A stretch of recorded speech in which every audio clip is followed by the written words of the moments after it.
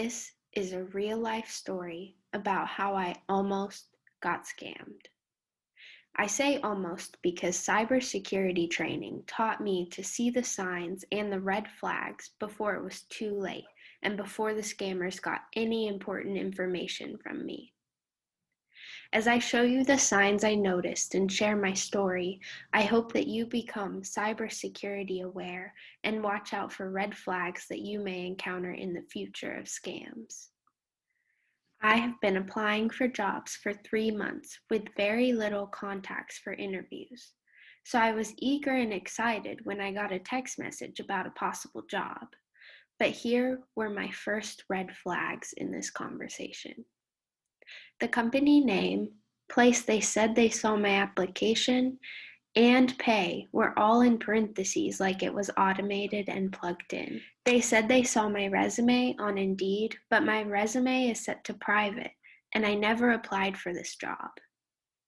But I kept going because the excitement of somebody wanting to hire after looking so hard for a job was just too good. In fact, the job ended up being too good to believe. The next conversation I had told me all about the company, word for word, from the company description from Google. See, the company that this job is for is very real and reputable, but this specific job from these specific people do not exist. So they have the company information, and we had a good conversation, and I got all my questions answered, but I still hadn't talked to a real person. I have only messaged something that seems automated. But they send me an email with an employment letter from their supposed HR department. It all looks fine until I see their email address. It's a Gmail account. Not very official for a huge company. But I let that go and accept their letter. They say they want to talk to me the next day for more information, and I agree. But that's when it happens. My security awareness training kicks in, and all the red flags that I have been ignoring all come together to where I can no longer shake the feeling that it's all too good to be true, but too odd at the same time. So I did my research. I tried to find the supposed people I talked to online, and I can't find them anywhere. I try to find the job that they wanted to hire me for online, but I can't find that anywhere either. But here is what I do find.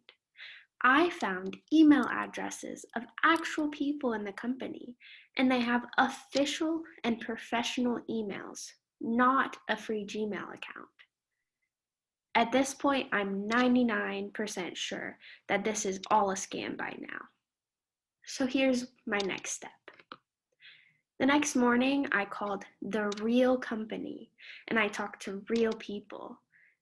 In fact, I ended up talking to someone higher up in the company, and they informed me that it was a scam. I found out later that there had been at least 4 scams done like this, and I wasn't the only one. I gave them the information that I had about the scammers so their cybersecurity team could work towards combating it. All these red flags of mine might seem small, but they were vital for helping the real company and for saving my identity or money. See, the scammers did not ask for anything, yet. But that is because scammers nowadays know how to play the long game to be able to gain trust.